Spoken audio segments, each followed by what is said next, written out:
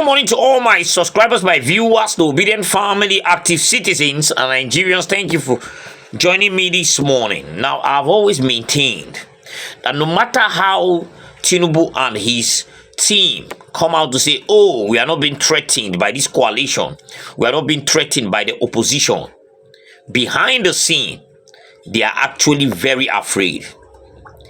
And I've said this before, they will do everything in their power to make sure that that coalition does not work. The agreement within these politicians don't work. And if there is anybody telling you that they are not the ones sabotaging all the opposition parties, that person is actually lying to you, because events that are playing out have shown that it's a deliberate attempt to weaken every opposition so that they can actually be untouchable.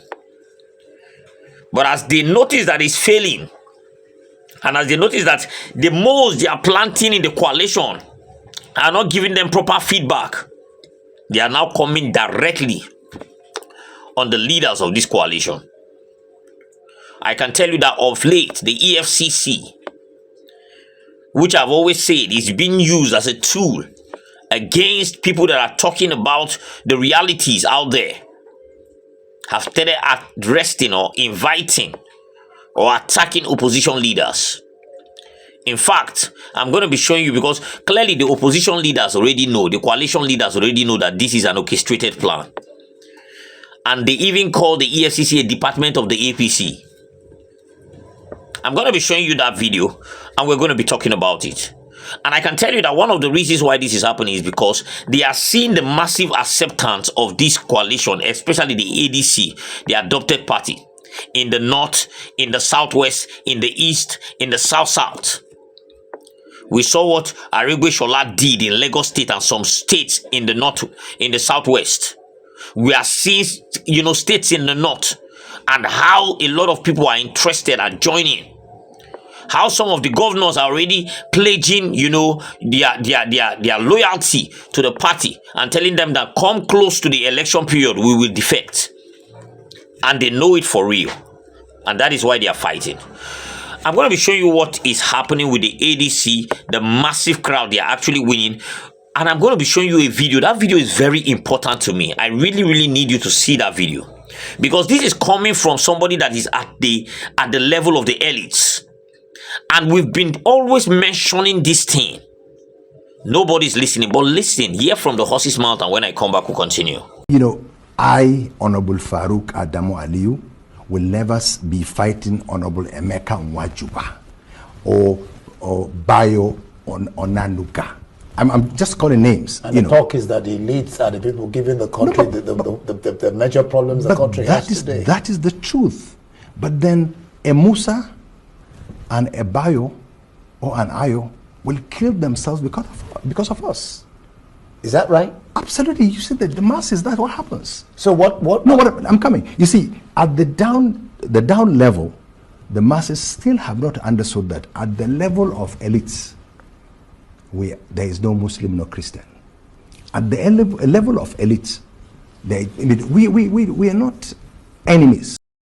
The event was aimed at integrating the new members and reaffirming the party's commitment to promoting transparency, accountability, and good governance. The ADC also reiterated its vision of strengthening Nigeria's democracy and transforming the nation into the global economic power. Speaking at the event, Borno State ADC Chairman Bunu Eji Satomi emphasized that the party's strategy to embrace an opposition coalition is a key development ahead of the 2027 general elections. Tala Maya Malma Gariwa Samma Boena Letelian Mad.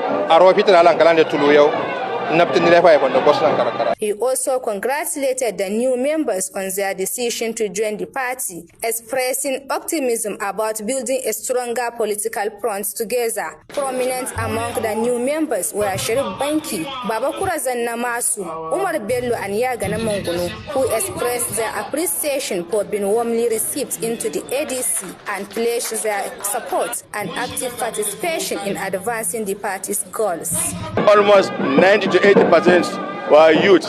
That shows clearly this party is for youth. Inshallah, we go to the nooks and crannies to mobilize more and more to come out and join this great party, ADC. In Maiduguri, Fanna Umar, NTA News. Now you've seen it, right? Let me start with that interview and what that honorable said. Clearly, we have always said that it is an orchestrated, plan to make sure that we as Nigerians don't unite. And those that fuel that tribalism, bigotry, everything there is are the politicians. But up there are no divides. There are no tribal sentiments.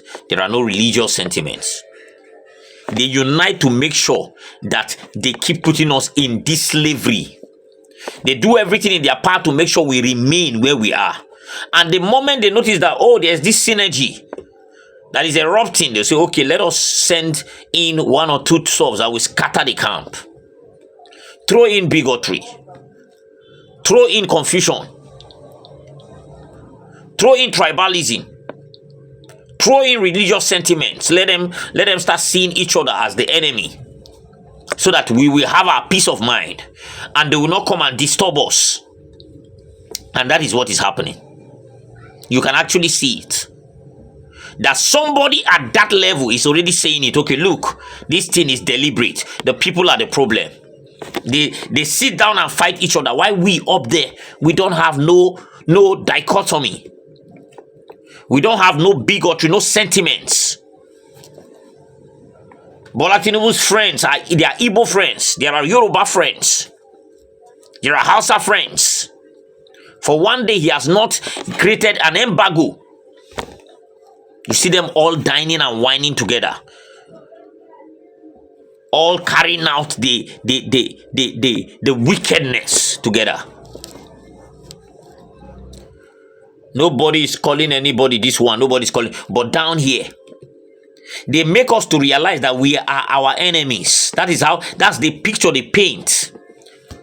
So politicians will trigger, tribalism, trigger religious sentiments, and they set the whole place on fire down here. Because they know that they are not doing right by the people. And if the people understand that they have more to gain together, and they put their hands together, those politicians are in trouble. So they will never want it to happen. And now they have left. They are not just fighting only the people. They are fighting those that are fighting them, that are speaking against their ills. Let me take you to what is happening with the opposition and all that. And then when I come back, we'll wrap this up. Now it reads, EFCC moves against ADC leaders ahead of 2027 arrest top leaders. He said the ADC National Publicity Secretary Bolaji Abdullahi accused the commission of targeting 3 former governors in the coalition to weaken the opposition ahead of 2027. He said the African Democratic Congress ADC and its allies in the 2027 opposition coalition are on edge after the EFCC allegedly launched moves against top leaders accused of plotting to unseat President Bola Tinubu in the next election. This followed the interrogation of former Sokoto State Governor Aminu Tambuwal over alleged fraudulent cash withdrawal totaling 189 billion naira. Tambuwal remains in EFCC custody as investigations continue. Now he's actually out. They released him yesterday. Let me just put that out there. Why EFCC declines to comment on the case, ADC National Publicity Secretary Bolaji Abdullahi accused the commission of targeting 3 former governors in the coalition to weaken the opposition ahead of 2027. They have summoned our members, but I won't give you names. There are 3 former governors involved. Former governors involved. This is an attempt to force them to leave the coalition or to intimidate them. But we are determined to rescue Nigeria, Abdullahi said. The ADC also accused the EFCC of acting as a department of the APC by reopening old cases against opposition figures while ignoring allegations against ruling party members. The statement reads in part, in recent days, several senior members of the opposition coalition have received EFCC summons that are clearly politically motivated. These are not fresh cases arising from new evidence, but new files opened in reaction to emergent political affiliation to intimidate key opposition figures. The EFCC was created to be a fearless defender of the Nigerian people's trust, applying the law evenly to all, friends or foes, ruling party or opposition.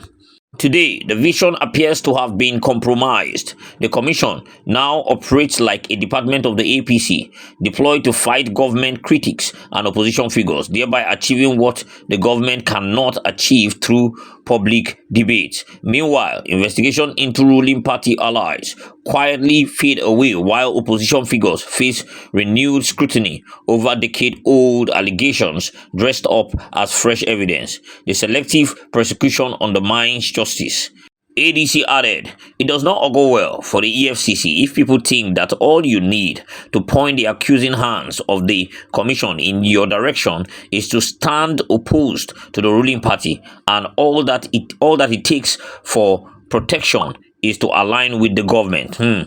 Unfortunately, this is the widely established perception in Nigeria today, which the Commission, by its recent actions, including the ongoing surreptitious harassment of opposition leaders, has given credence to.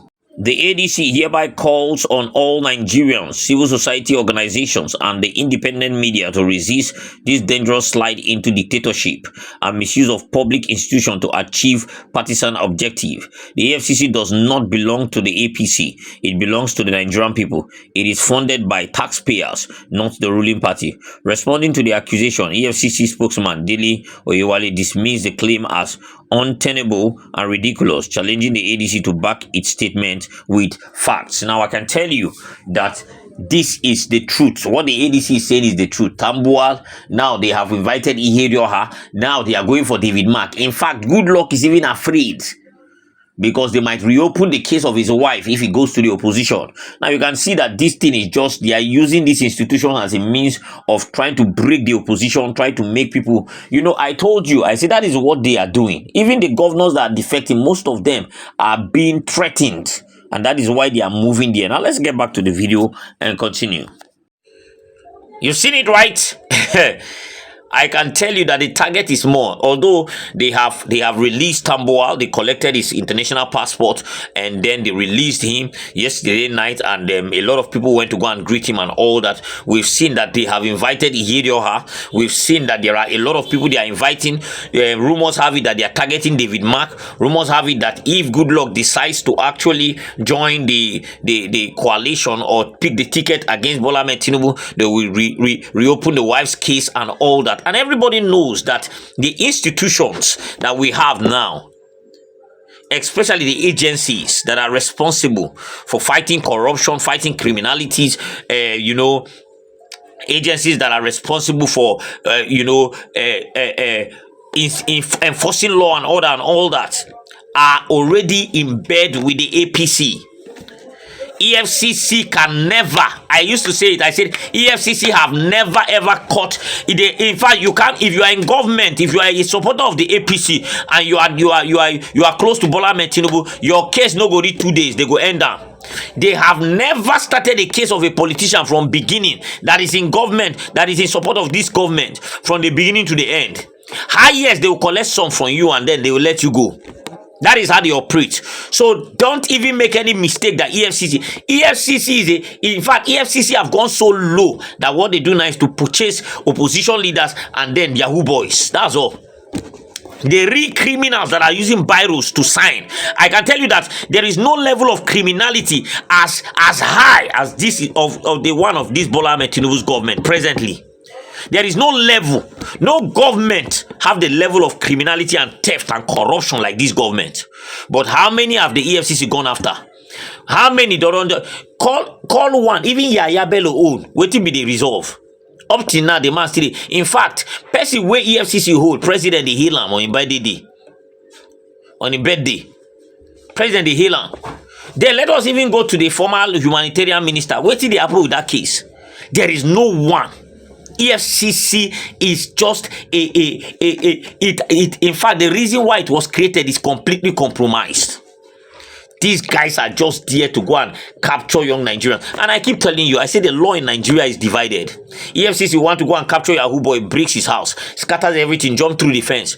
If they go to go and capture a politician that is more of a thief than the Yahoo boy, more of a dangerous thief, a wicked thief, because it's taxpayers' money that guy is stealing, they will treat him with so much levity. They will treat him with so much care. They will go there, they will knock the gate. The country we are in, the APC have bastardized every institution in this country. They have made it, in fact, institutions are functioning. They have made those institutions so useless. That is what the APC have succeeded in doing. Where do we start from? Is it the judiciary? Is it the legislature? Where do you start from? Is it the institutions? Is it the ministries we have? Is it the parastatals? Where do we start from? Captured everything complete and put in their pocket, using them to carry out their own vendetta, personal vendetta. Because there are a lot of thieves in this government that EFCC have not been able to catch. You are going after opposition leaders because now they have joined opposition and they are saying you must go out. They are now picking their cases one by one, inviting them. It got to an extent that if a politician start talking against the government, they'll go and fish him out. Look at what happened to Professor Usman and the Ahmadi Shehu. Because these are vocal critics of Bola Ahmed Tinubu's government. Before you know, they start looking for case to tie around their necks. It's a shame, and it's a pastor that is the head of that EFCC. What a shame. Let me drop this here, guys. Please drop your comments in the comment section. Really love to hear from you. Subscribe to this channel if you haven't. Turn on the notification bell so that whenever I drop a video, you'll be the first to be notified. Thank you for watching this video. Have a blessed remaining part of your day. I'll see you next time.